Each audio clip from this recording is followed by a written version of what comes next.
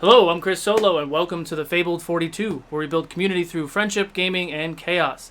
I have some really exciting friends here today. We're going to talk about some interesting topics, but before we do, we're going to go ahead and get into our announcements really quickly, and I'll try to do as quickly as possible. So, we are sponsored by Griffin Co., so anything that you see that's 3D printed in any of our streams is brought to you by Griffin Co.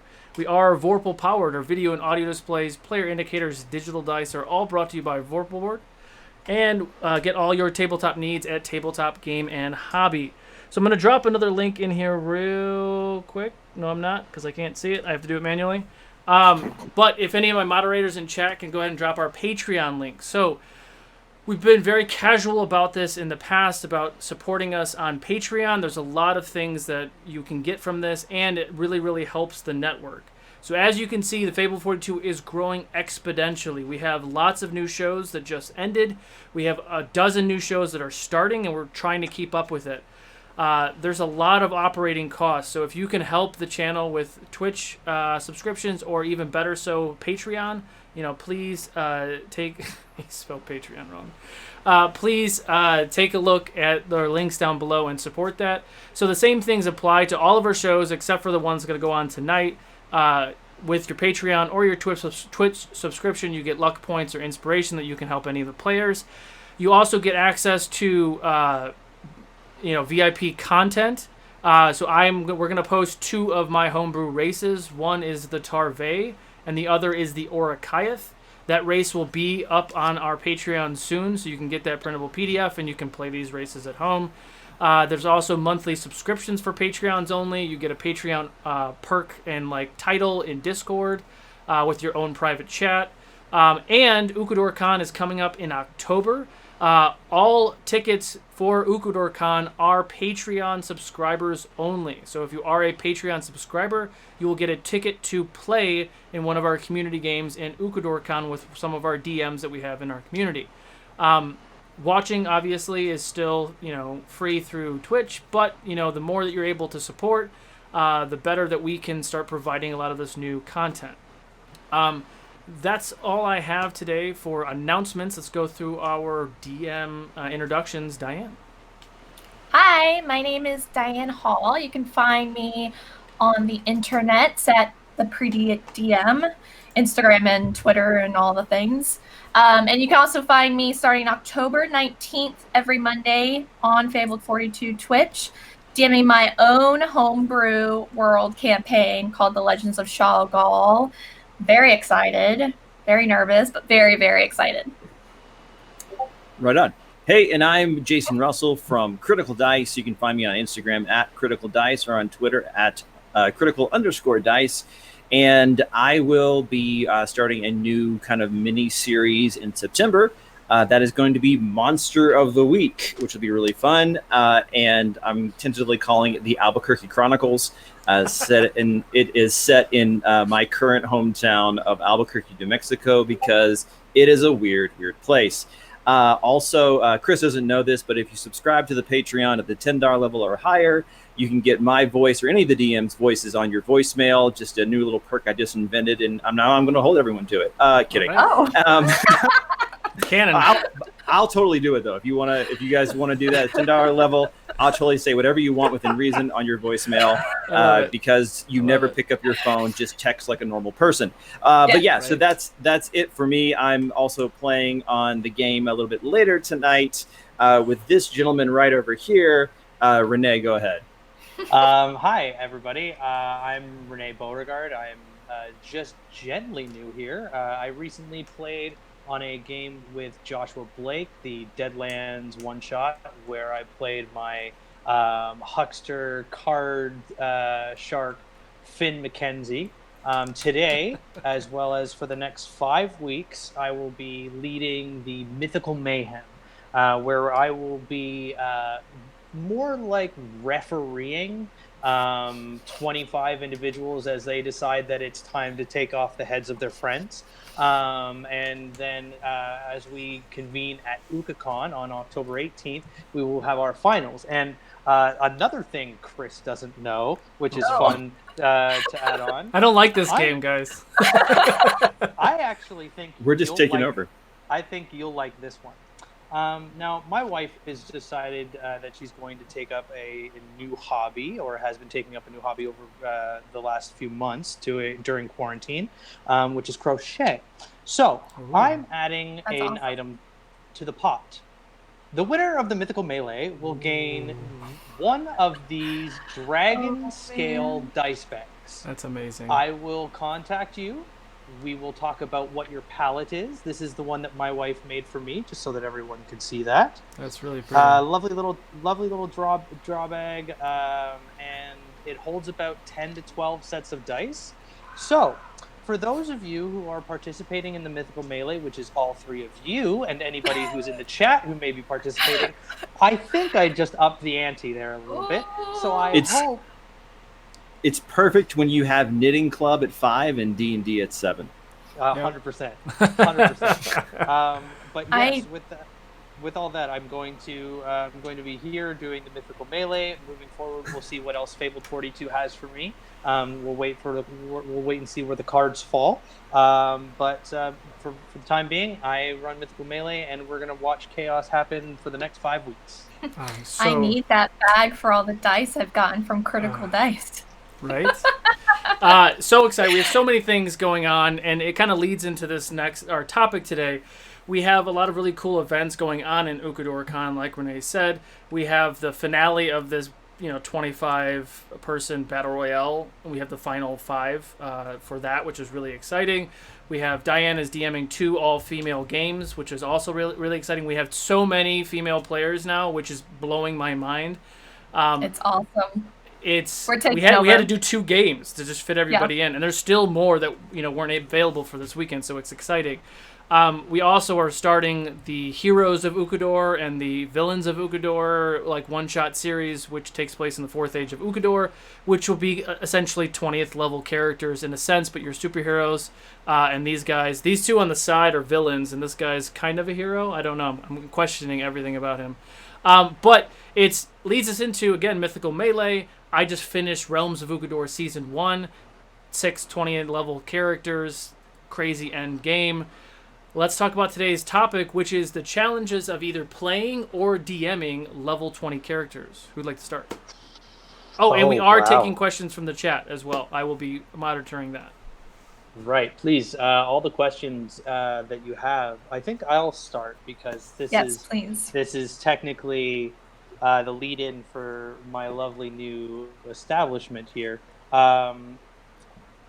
DMing for a level 20 character, specifically because I've done this a couple of times, which is why I pitched this idea in the first place.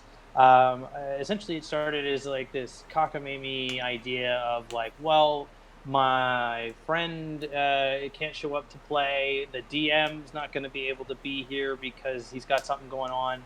So I'll just, whoever's going to show up, y'all are going to make level 20 characters, and you're all going to, smash up and hit each other, and we're going to see who comes out on top. And it was just a thing that happened where, I was like, all the power, here are the items, have fun. And it can get crazy and really interesting.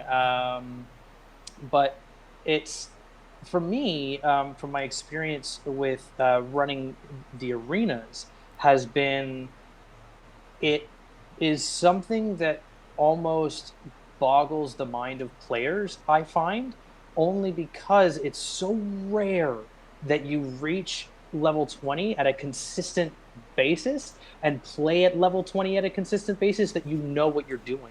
So you're always looking back over your stuff. You're always rechecking what you're doing. And it's like trying to do mental gymnastics almost every step of the way. You're doing one turn, and then the next second, once you're done your turn, you're going back, okay, now I have to think about X, Y, Z, and we've got the mathematics GIF coming up, and you're trying to figure out where you go. And my joy is breaking the brains of players because they've never played them. Yep, we're all freaking out. All of us. My brain's already broken. I will share this with the chat that when this started, 9 days ago, which I know, Only Jason. 9? Jason, It feels like a month.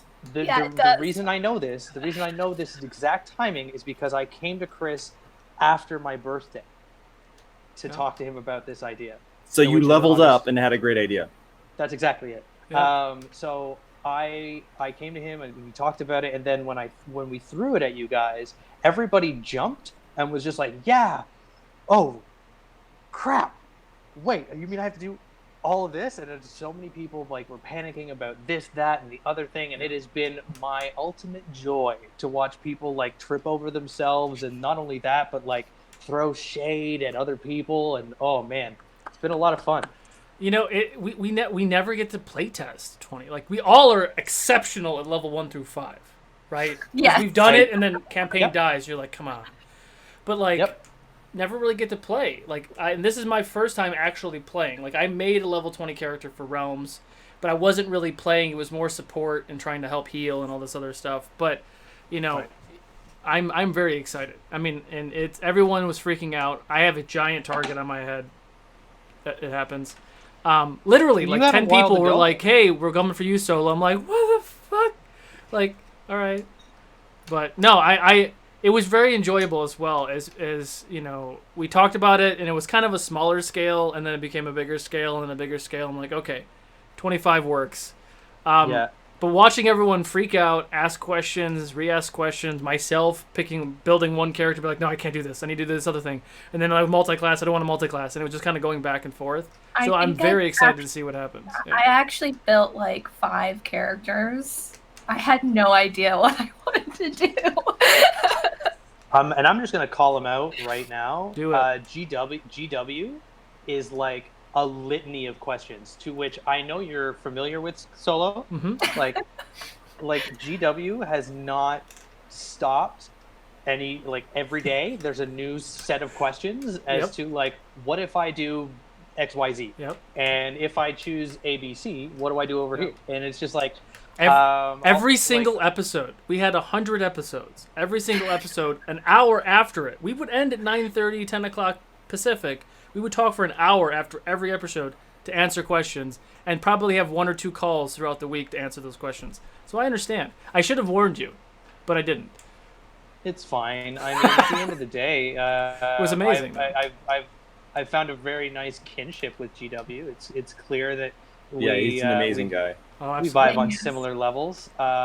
So yeah, no. To be honest, the fact that I've heard either so much from some people or so little from other people, like I don't think me and Diane talked for very, very long, or for like over very many things. It was just like, here's my character, here's my headshot, like here my stuff, and then that was it. Like, Yep. but someone like, for example, Chris Sizemore, I have a Wikipedia entry that I could probably offer you as to like what his ideas are. I'm terrified because he's a fucking wizard and he's in my group. So that's fun. I need to one-shot him is what needs to happen. I need to one-shot him before his turn, and then I'll be fine. That's my only hope. You've got your work cut out for you. I will tell you that, because there are 2 wizards in my group. Yeah. Oh my Everyone gosh. in your group specifically has you in mind, and that's Of course they do. something- Of course they do. Yes. Yes. I'm aware. Yeah. So when you set this thing out, I immediately thought of. So I made 3 characters as well, Right. and 2 were the front runners. And I kind of told some other nerd friends of mine some of my ideas. And one of the characters did something really, really well, but that's all they did. And I was pretty confident with it, but I was like, I think with this character, I could sweep the first bracket. But then if I go to the final bracket, everyone's going to know the one thing he does, and that's it. And so there's no longevity with this because it's all that they can do. Yeah. And kind of spammy too, where it's like you just keep, in Hadouken over and over. It's not fun. Yeah. And so I settled on my other character, and so like you said, like I don't have a lot of experience playing 20th level characters. I maybe have done it twice. but and never in a situation like this where it's against other characters, not monsters. It's not an adventure. It's a battle-based thing. And so I actually have a whole document of like flowcharts of different scenarios. I have not dossiers, but here's what my plan is for casters. Here's my plan for barbarians. Here's my plan for freaking druids, because I know there's going to be a druid in every bracket because of stinking critical role, and I know what you're up to. I see you over there. I'm okay. So, so like I've like taken like spreadsheet approach to all of this because, like you said, it's I don't want to keep like checking over my notes. Like, what can I do? When did I gain this? How do I? And that's part of why I chose to go a straight one class and not multi-class, because I didn't want to like muddy the waters too much. And I also needed to, in my opinion, be versatile enough to handle any situation. And there's a couple of situations that are more likely than others. And so I just kind of really nerded out with the whole creation processes on this. And you and I talked a bunch too, Renee, about some stuff. So I'm very excited for this game. You know, it's something that Renee and I talked about possibly not streaming the first 5 games so people could shop players, which cinematically, obviously, we want to put all this content out there, but I think maybe next time we might do it. We'll see how it goes, but I think next time, potentially, I don't know. Like, it's super hard. Like, I think the next time if we do this, that maybe we don't have a D&D Beyond campaign. Maybe players make their own character sheet so nobody can see them. Nobody will be tempted to look, and the fans won't. You know, the fans won't be able to see it in D&D Beyond, but you don't need to. But it becomes a mystery. Then you're like, oh my god, what happened? And everyone has to swear to not talk about it. Yeah, like Jason just fucked us all up. Like, you don't even know. That's not going to happen. So here's the thing. I will say 2 things about that. Is one, the fact that everyone can watch the other games and see kind of what they're up against. I feel like in a gladiatorial thing that's pretty even. We're all going to be in the stands, so to speak. True. And it doesn't give you an advantage because everyone gets equal chance to watch before they have to go against the champion of that bracket. Secondly, yes, I was the one who was like looking at other characters and didn't realize that you shouldn't do that, Jason. And I was like, I'm sorry. So sorry. Now, I stopped because I was like, okay, I didn't realize I shouldn't be doing that. And part of the problem was I helped 6 other people flesh out their characters. For your help, And so I'm just like, and then I would say, you want to hear about my character? Because like I feel like that was fair. And so I feel like I served my penance for my misdeeds. And but just looking at race class, subclass combos and stuff. Just in the grid display of D&D Beyond, going, okay, all right, this will be interesting, and I can't see half the players and all this stuff. So it's just going to be really interesting to see what happens. And I'm geeked out of my mind on this.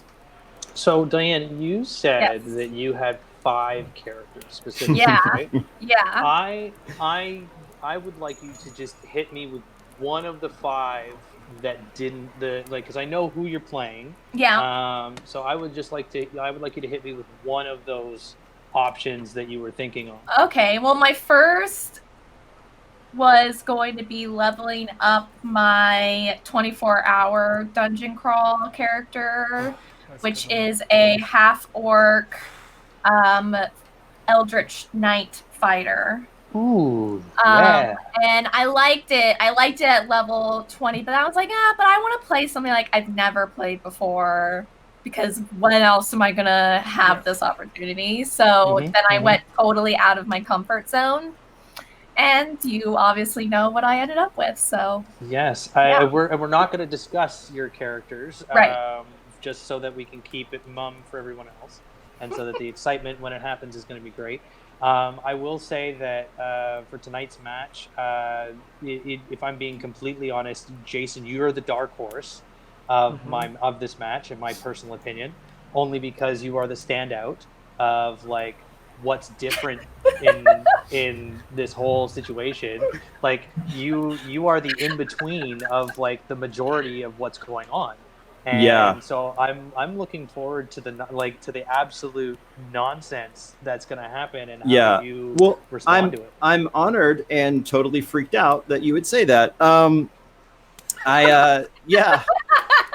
Because what I chose, I realize is in some people's opinion suboptimal.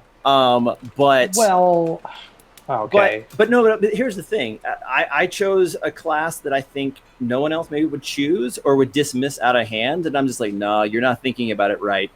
That's true. And Bards are also dope. based on it's a bard. Full level 20, no multi-class, just straight up. It's okay, solo. And part of it is that's my favorite class to play. And so part of it is like I want because of versatility.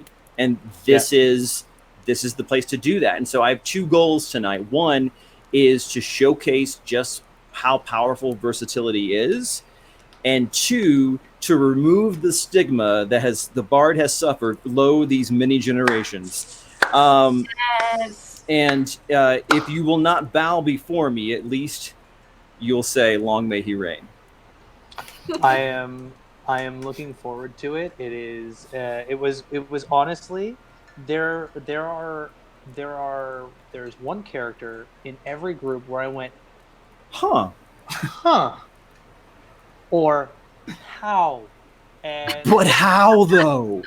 And the last week of fights before we get to UkaCon, there's one person I want everyone to keep their eyes on, and it's Ronan Fox, because when we get to September 13th, that man has pulled together some kind of character that to me makes absolutely no sense whatsoever.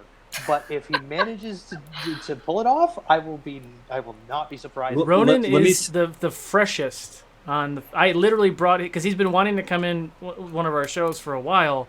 This is his debut. This is Yeah. So I have an inkling of what's going on with him. I am terrified. I told you I have spreadsheets for every eventuality. There's no spreadsheet for what he's doing. No. I just saw the tagline and I was like, oh no. You couldn't be prepared for Ronan. There's nothing you could, I couldn't tell you how many times in my actual DMing that I come across somebody who'd put together something like that, and it's never happened. Yeah, this is so unique. The combinations chosen, both race, class, subclass, everything in my personal opinion is so far-reaching from what I would normally aim for, and I'm really looking forward to what Ronan does on September 13th. Yeah, buck wild. I feel like this is a WWE match, just the way that you said that. Yeah. Ronan on September 14th. So we do have a couple questions in chat if you guys want to field those. Hit them. What tips can you give someone who has not played a level 20 character before, and keeping track of abilities, spells, etc., keeping that straight in your mind, especially when it comes to how many dice and dice rolls? That's a good question. Diane, you want to go first? D&D Beyond is gonna help you. That character sheet is gonna, if you have spells, clip off your spell slots. Dice, I don't know, I make piles. D&D Beyond is really good with dice too. You can do dice on D&D Beyond too, but I like to have the physical dice personally. I make piles. Yeah, D&D Beyond for your character sheet. That's what I'm going to say. Yeah. I think when it comes to that, you have to know what you want to do. Like, you picked your race class combo for a reason. And so there's going to be a couple, 2 or 3 things that you're really going to be excited to do. And so don't walk in unaware. Know what it is. Know what the modifier is. Know what the bonus is. Know what the thing is. And then if those are the things you're going to be your go-tos, know how it works. Know what the saving throw is. And maybe write yourself a little cheat sheet. When I was playing on solo on your game with Origins, the way that you do crits is max die and then roll again. Yeah. And so I was like, oh, well, my character has such a ridiculous kind of hit that I need to just go ahead and write down what that first max die set is after the rolling the 5 dice that goes with it, so that I could just go, okay, so that's this. Now let me roll again, so that I wouldn't slow things down. And so I think you just have to be prepared and just know your stuff. You can't know everything. It's not possible. I mean, if you have an eidetic memory or something, good for you. But the rest of us mortals, then we need to kind of go, well, we know what our go-tos are. You know, like if you're going to play a bard, know how many inspirations you have. You know, if you're going to be a barbarian, know what your rage modifier is. Know how many you have at a time. Keep track of if you got hit or not, and just do your due diligence for what you know you're good at. Your particular set of skills. Yeah. Go ahead, Renee. Sorry, to build off Jason there, for the people who I've done this for and sacrificed previously, I recommend their go-to, which is a bullet journal. So what they do is essentially they break down to the bare minimum of what they need in these little subheaders, so that they can quickly skim to a page and say what they're doing, especially when in our current predicament, in these unprecedented times, where we're doing things more digitally. It's a lot easier to keep track of things because of the technology that you have to use. But using a bullet journal is really good, because then you can get a quick access to what the base concept is of what you're doing, and then immediately jump into step you're going to go into doing it, right? And then from there, you have your higher level abilities on the further pages, and you go back down towards your character sheet with the lesser abilities. But try and find what works for you, because everyone learns differently. Absolutely. Exactly. Kind of piggybacking off what Renee was just saying. So, I mean, you all know that I have an obscene amount of screens, right? So, like, whether I'm DMing or I'm playing, I'll never be able to DM in front of a normal DM screen again. I don't think I'll ever be able to do it, because I'm used to having 4 screens with tabs and all this information that I can just pull from, right? So I don't need to have it in my head. I don't need to have notebooks to flip through, right? But when I'm a player, I have a Google Doc. So I do a Google Doc very similar to the bullet system. Like, I have rage, and I have what the ability is in a blue, what the bonus is, the modifier is, how many times I can do it, whatever the number is in red. So I can quickly scan rage +4, how many rages, I have 3, like short rest. So, like, I have all that information, and it's usually, because I've done a couple level 20 characters for Realms when I play it, that it's like 2 pages. That's it. It's 2 pages on a Word doc, very finely, just the details you need. And then D&D Beyond is an awesome alternate if you want to really go into it.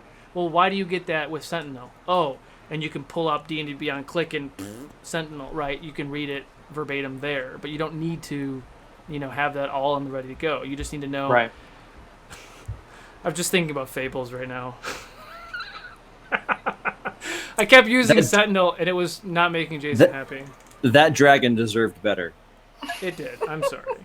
But no, it was a great ending. But yeah, I really love just, whatever, again, like what Renee said, whatever works for you. If no cards and sticky notes everywhere works for you, great. If it's bullet points, whatever, it's just a matter of just write it down. Don't just have D&D Beyond. Yeah. Because D&D Beyond is slow.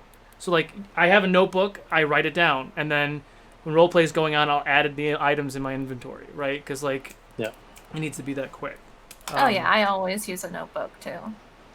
I like to physically write things. Makes me retain it. Yes. Yeah, I found that, too. I find that writing things down allows me to keep it in my memory a lot better. Mm-hmm. So that was Uta Hime's, Brianna's question. This one's from Discount Bard. How do you survive as a non-caster? I'm going to take notes. How do you survive as a non-caster? I would like to know.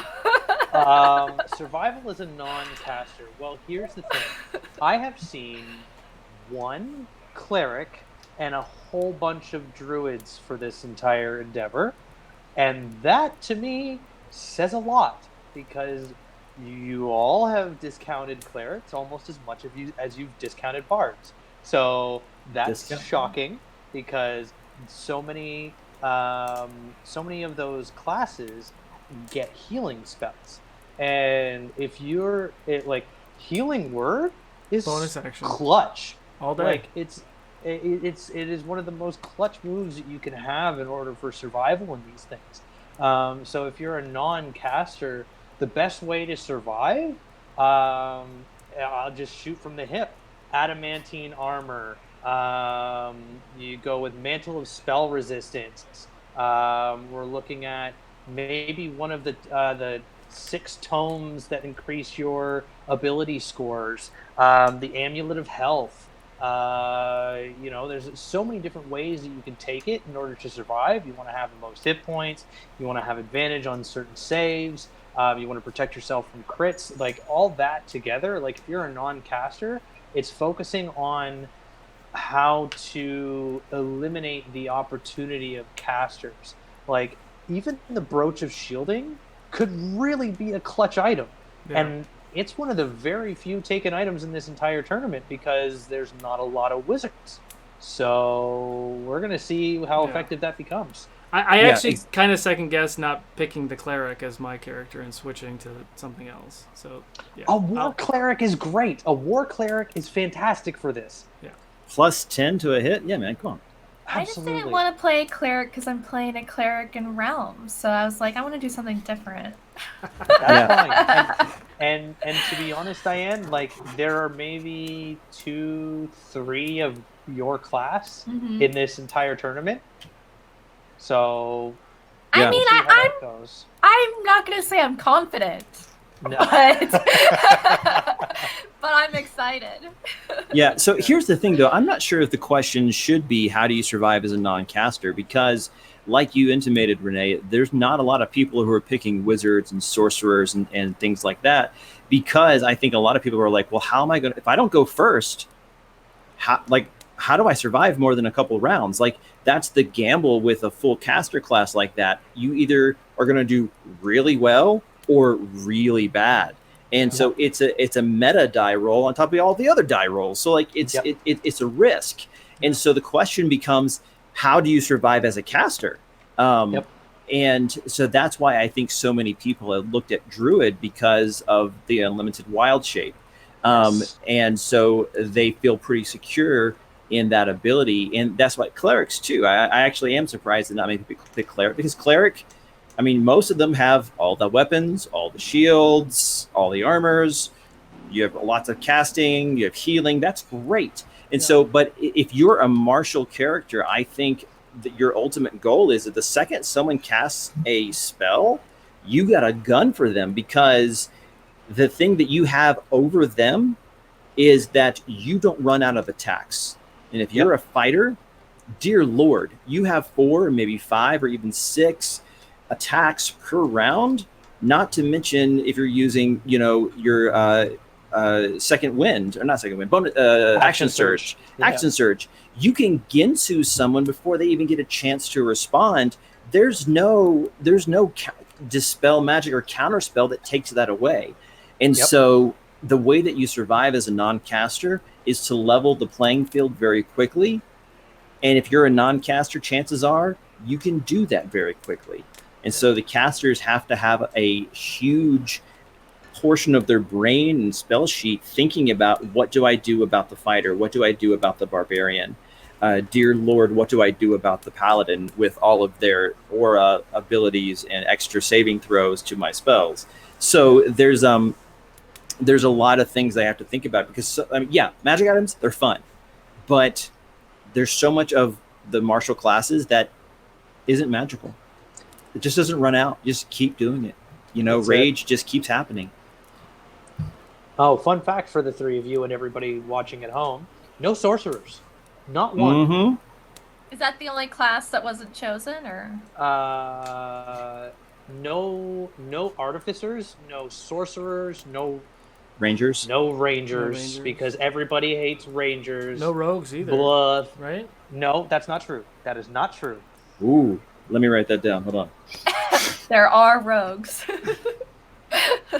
Oh, I'm sure there's a pallet rogue running around someplace. But it is very interesting to me. I mean, Ranger makes sense because of favorite enemy. and most of what because Rangers have been built to be a very Explorer narrative class. narrative, a very narrative class to begin with, which has a lot of my wargamer friends really PO'd because they don't do as much as a fighter does. The argument I have with one of my buddies is, all the time is my fighter will do better than your ranger. I this, and I'm like, yeah, but I feel better playing my rangers, so thanks. But for this, it makes complete and total sense. You're getting very little out of a ranger, mechanically. So that doesn't surprise me at all. So sorcerers does, only because of sorcery points and the ability to expand spells and stuff like that. But that makes sense. Yeah. Maybe that's the reason why people don't play it, because the overwhelm. I started looking at sorcerer and I was like, oh, my brain, I can't in 9 days. I can't. It's a lot. It's a lot to do well. Yeah. Yeah. But that's the thing. A sorcerer could do really well. I'm a little surprised as well because of the sorcery points, and then also there is the sorcerer's origin, I think, from Xanathar's, that lets you have access to. Let me think about it. Yeah, all the cleric spells. Yes. And so you can use, yes. You don't which one? The divine soul. Oh, divine soul. Okay. So you can just be all like fireball, meteor swarm. Oh yeah, by the way, heal. Oh my gosh. Yep. And most of them can fly too at 17th level. Oh, And they get wings. Yeah. They get wings. Yeah. Mm-hmm. Yeah. Not to mention, you can use those sorcery points to get back spell slots and vice versa. So I think that someone could have maybe thought that through a little bit, but you're right. But here's the thing: my gut says even as I'm talking up the virtues of this build, I'm like, I wouldn't play it because I'm just like, if I go second to last and some barbarian comes up or some fighter that's been super optimized, I don't get a turn. It's like when you play pool against a master. If you don't go first, you'll never hit a ball. Yeah. And so you just watch them run the table. I think that's the big fear for a lot of the caster classes. Yeah. Don't disagree. There was another question. This is a Renee question. How are 9th level spells going to be handled? Can a wizard just wish their way into the top? Okay, so I like what you did here. You had a rule for this, right? I did, and these guys have already read my rules. So for you guys who are not either part of the chat there, or for the Mythical Melee, there was a rule specifically for Wish.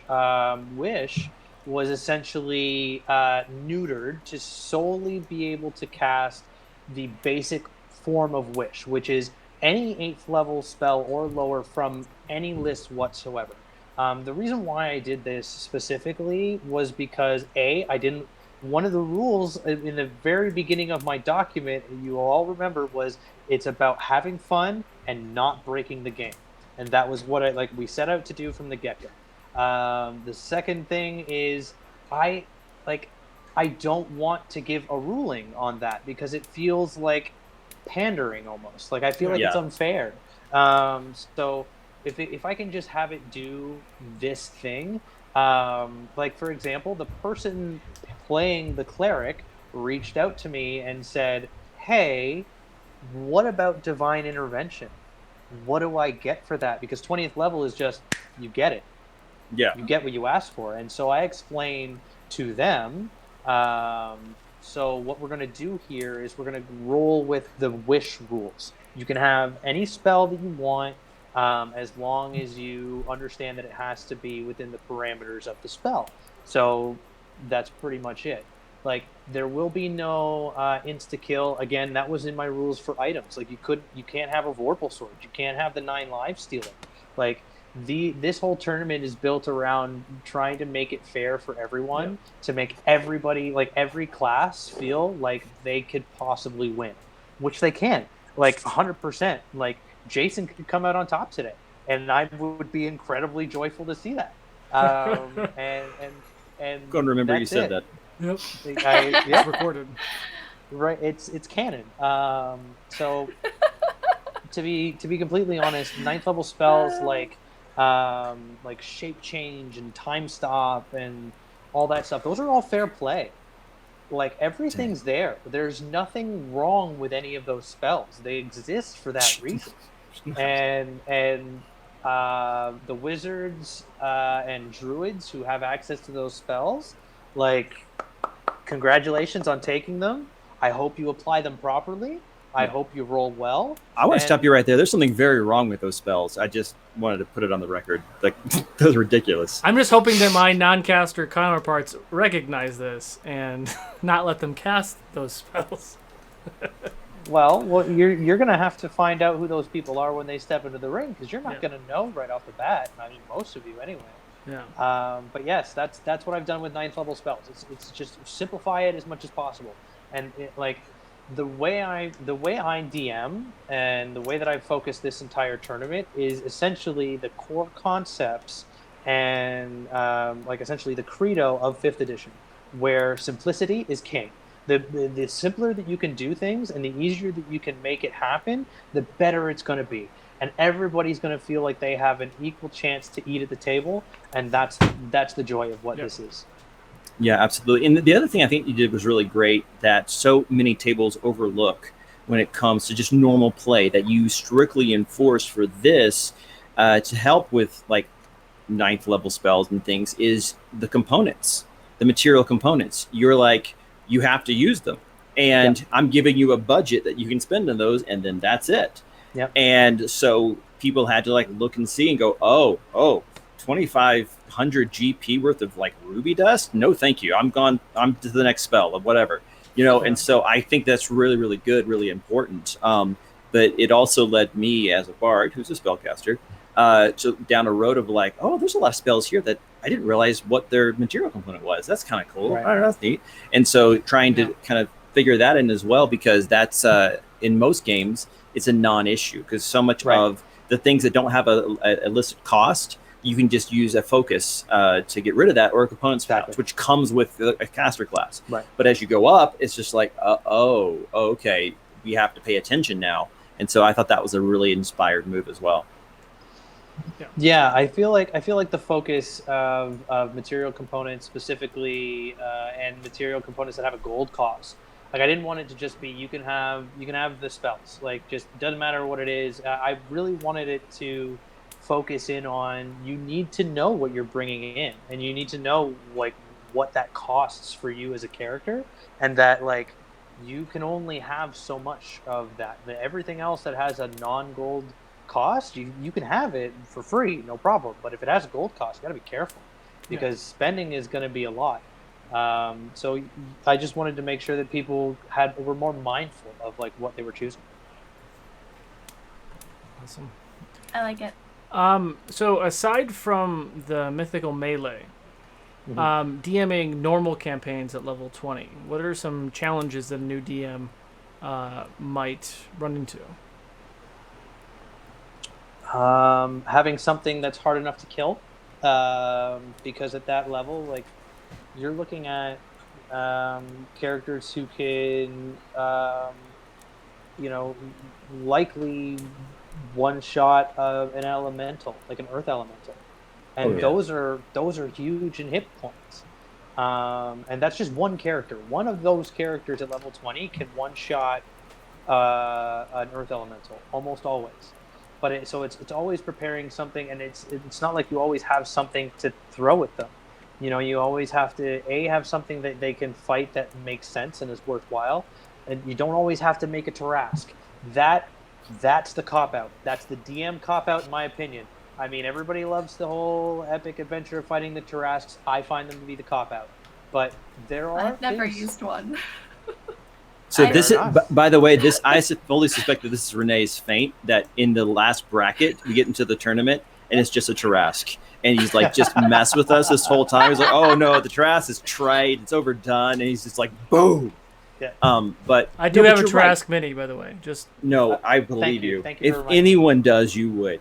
But I agree with you, Renee, because the battles get so much harder. But I think that's where you have to really put your DM cap on and go, okay, I have to remember that D&D is about interpersonal interaction. It's about exploration, and it's about battle. Yeah. And I have 3 ways to challenge my 3 ways to challenge my players, and not all of them require to know a CR of a monster. And so there's things like traps and pits and magical things and all this kind of stuff. But also too, when you get to battle, like that's where you get to do really fun stuff too, like have them join an army that's taking on a huge horde of something that's coming in. It's a Helm's Deep situation where because the goal as a DM is to tell a satisfying story, for the super goal of everyone has fun. And so when you give a barbarian at level 20 the chance to just wade through some fools and just see them routed before him, and he's laughing maniacally the whole way, like that's amazing. Like he's going to remember that for the rest of his life. And so you can absolutely do that. You just have to realize that all maybe the tricks or the kind of things you fall back on typically won't always work at this. And so you have to round out your portfolio of tools at this level for a typical campaign. That would be my advice. Yeah, I totally agree. Yeah, some of you don't even realize that I've only DM'd for 2 years. I started the Realms of Ukador streaming. Like my first time DMing, it was a stream, because I'm that. Well, technically no, that's a lie. I did stream. I did DM 3 games prior to lead up to that, but my 4th game DMing was a stream. But I got able to watch everything. So like Realms of Ukador, I give these guys pretty stupid weapons, and all my HP and AC and everything is inflated.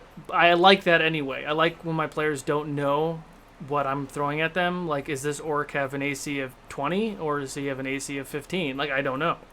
But I think the biggest challenge for me it was easy. It was like I pointed earlier to Riha, which is my Tiamat, right? And she's way worse than Tiamat. Like way worse. She had 3,700 hit points, and she hit a lot harder. But I had little. I tried to get as organized as possible, but like I had little dice trays for each of the fire attacks. So like this was fire. I had one tray for ice. It was already pre-written. That's like what Diane said. That's awesome. Yeah. But that was even hard in itself, and like the initiative order was tough at first for that, because it felt like the fight was really slow.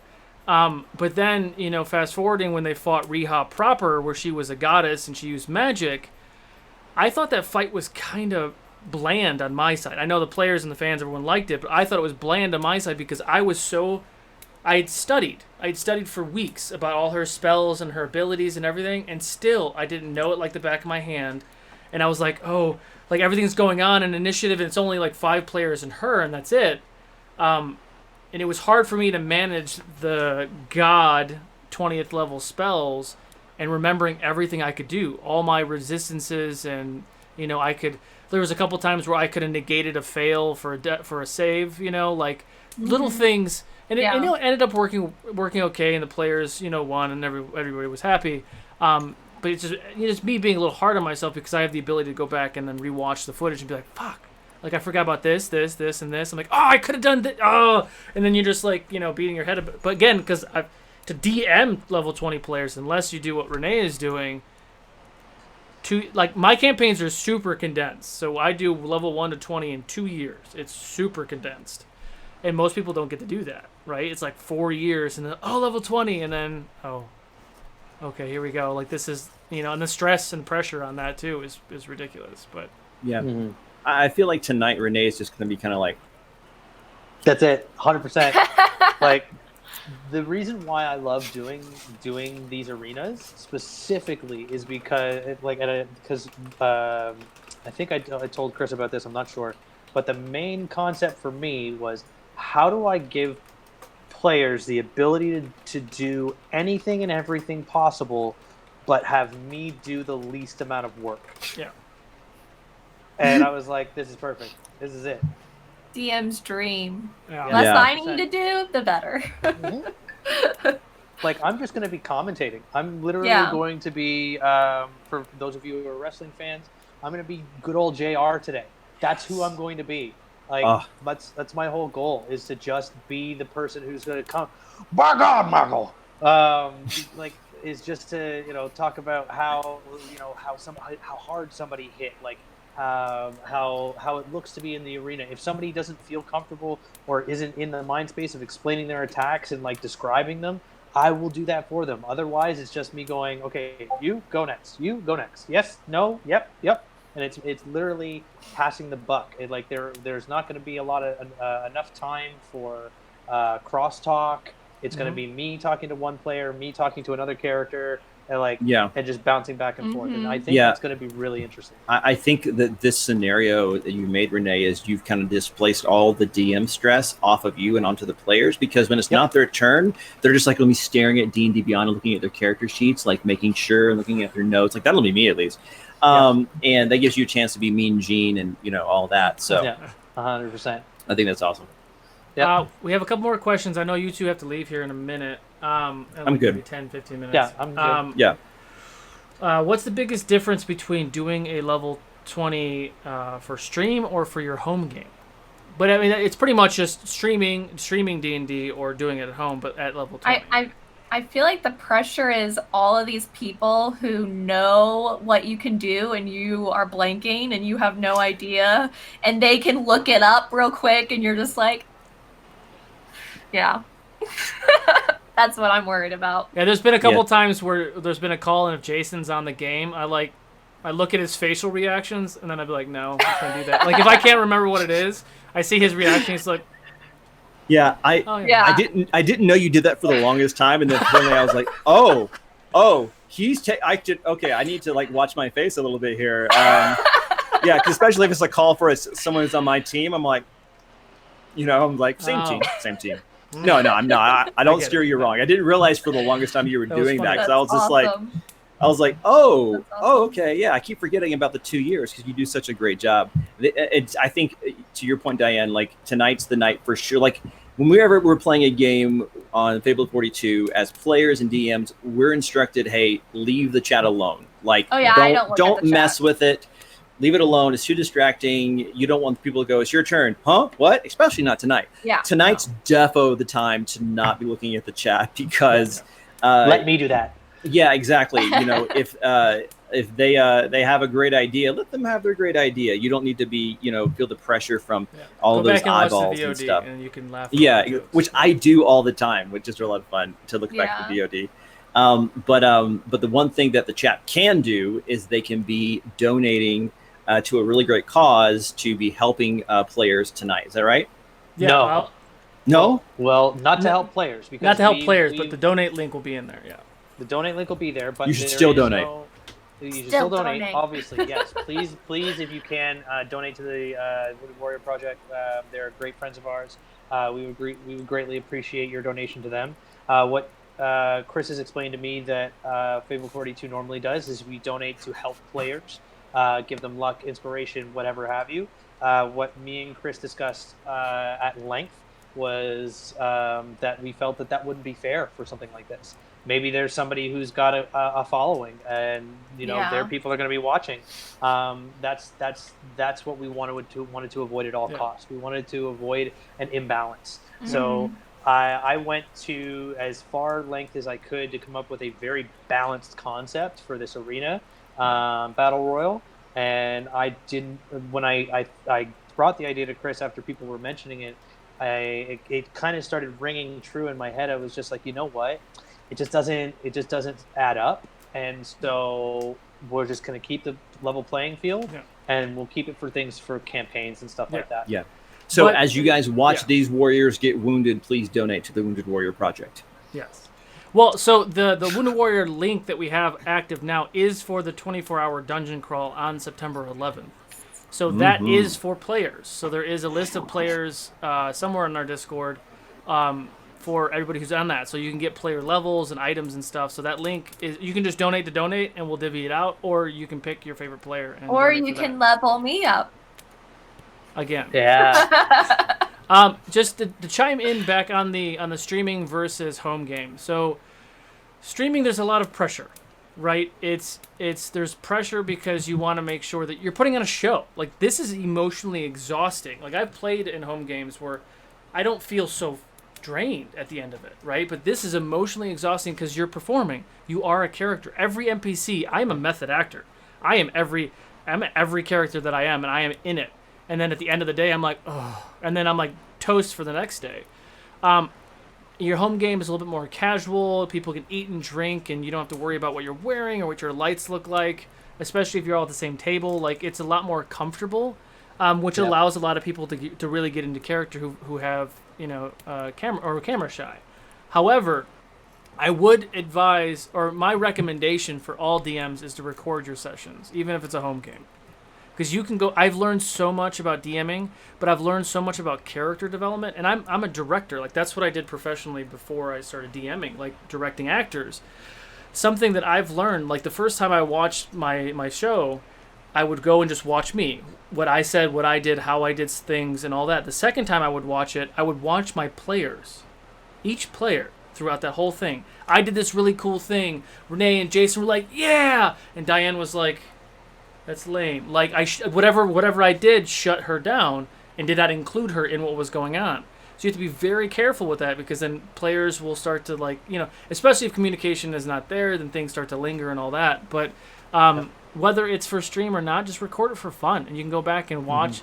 I'm currently going back through the first 16 episodes of the Realms of Ukador because I'm transcribing it, making it into novel form. Spoilers. And I'm laughing my ass off with all the stupid things my players said in the beginning, and just thinking about how that evolved into the end and just how their characters have changed. It's been an amazing experience. Yeah, I've done that too. Like, and it's as easy as on an iPhone, just hit the voice recorder, hit record, and just lay it on the table in front of your screen. And for when I was still doing in-person games here in town, like for the first 6 sessions, I didn't even tell them I was recording it because I wasn't freaking out. Yeah. And it wasn't until someone missed one and I said, "Oh, I'll send you the recording," and they're like, "What?" And I'm all, "Oh, I have like a crappy little recording. It's no big deal." And then everyone's like, "Hey, so you record these?" I was like, "Yeah." You want to turn into a podcast? I'm like, "No, I don't. I don't have time for that." Yeah, and it's like I have so many sessions saved in my phone that when I'm out of podcasts, I go back and listen to games. And you're right, you can learn so much stuff. Like, I mean, I know we're short on time, but like I have a player in my home game who is very reserved, doesn't say a whole lot, and I try to check in with them. And I realize after listening to recordings, I don't need to check in quite so much. They're good. They're happy not chiming in. They're happy not having to think, because I would ask him if he wants to do anything, and I realized I was putting him on the spot, and he felt uncomfortable. I was like, oh, my usual DM tricks of like kind of checking in with people, keeping stuff moving, making sure certain voices aren't being too high or too low. Yeah. It wasn't working for him. And when he had something to say, he was going to say it, and it was going to be great. And I could just leave him alone for the most part. Yeah. There was one question in the chat that I found from Just Dorky Teacher about whether we're going to get info on the characters every week. Oh. Okay. We're. Oh yeah. Oh yeah. What's gonna happen is when we get into the fight every week, we will have the characters' names, what race they are, and what class that they are. The subclass won't be there, but you'll be able to see their stuff from D&D Beyond on the side panel. Chris has got that all set up ready to go, so you'll know. What I've done is I've put together the graphics for every week of fighting, so you'll know who's fighting at what time and on what day. But as per character stuff, you'll know on the day, which should be the same for the players themselves, actually, if they're not snoopers. I said I was sorry. It's okay. I can still hold it over. It's probably towards me. Yeah, you have access to everything, bro. I do. Yeah. I do. But I also have a target on my head, so I'm not going to Justifications. So yeah, we have about 10 minutes left. If there's any other questions in chat, or if any of you have any final thoughts. No, just go. You got about 30 minutes for the game starts. Go tell your friends. Yeah. Tune in, watch. Share the link. Absolutely epic. Yeah. I have my sports jacket literally an arm's length away so that I can turn into the announcer when we get there. It's going to be a good time. We're going to have a lot of fun. This is going to be 5 weeks of absolute nonsense and hilarity. I'm looking forward to making friends hit each other. That's what I love doing. I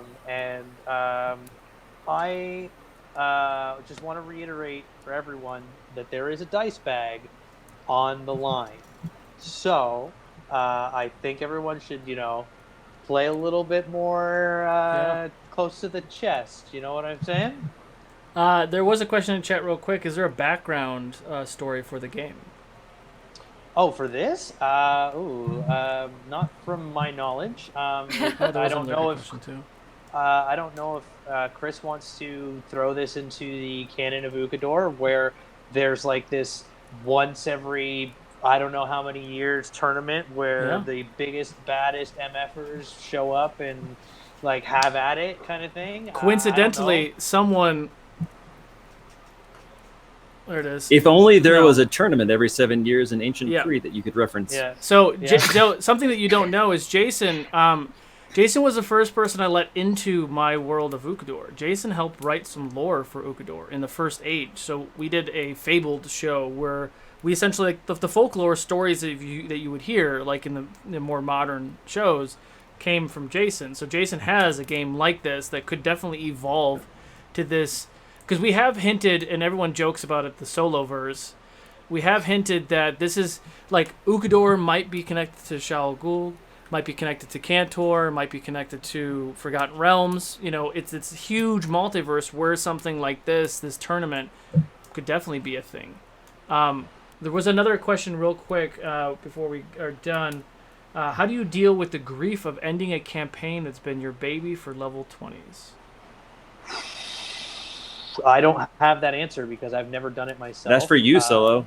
That is your question. But I will tell you that as a level 15 character in Out of the Abyss, and I'm almost there, I can feel the pangs of my heart going off.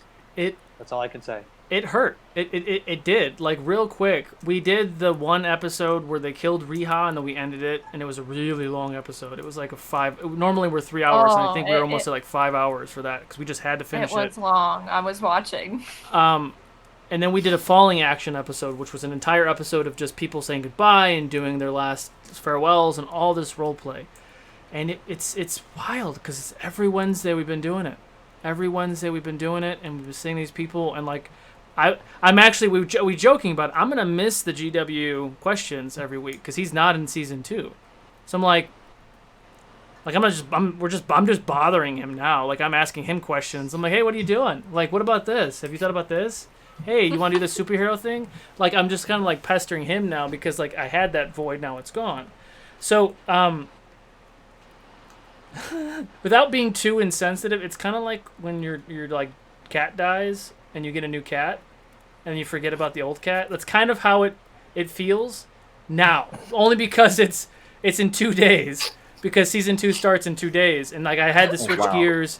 It's a totally different world, different continent, different players, backstories and things. Last week was rough though, because we took 1 week off and it was really rough. I wander around your house just aimlessly. I was doing like yard work and like other just BS, and I was like, ugh, like it still hasn't really hit, like it's one of those things. It's a challenge for sure. It's a challenge for sure. 5 stages of grief is a real thing that happens across multiple platforms, regardless of whether it's real life or fictional. Yep. Agreed. It's like when you finish a book or a series. Yep. Same thing. Yeah. The only exception to that rule is when you don't realize it's the season finale and you're binge watching something, or you don't realize that there are no more episodes and you just finish it and you're like, what? Yeah. Well, yeah, that's just rude. I just want to say that. But no, this has been amazing. So this is Quests and Answers. We will be doing this every Monday, most every Monday at 4 p.m. Pacific. It will lead into the Mythical Melee games that are on Mondays. It will lead into Monster of the Week, which is also at the same time on Mondays. And then eventually it will lead into Diane's game, which starts the very last day of Ukador Con in October. So to continue this, I'm going to start a giveaway here in a second. Let me just start it, because when I say that, people just start jamming the buttons. I'm going to be giving away a really nice, awesome, like, A-lister video game, and I will announce that later. Ooh. But this giveaway will go on Fancy. for the next 20 minutes. So I'm going to stop this stream in a second and start up the Mythical Melee stream at the hold screen. So the giveaway will be up. So go ahead and bring your friends. Tell them what's going on. Get the hype going. Tell them if you want competition to enter in that giveaway. If you don't, then don't tell them about the giveaway. I'm kidding.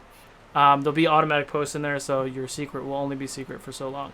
But I do want to thank all of you guys for doing this kind of last minute panel thing that we wanted to get going to kind of build the hype for Mythical Melee.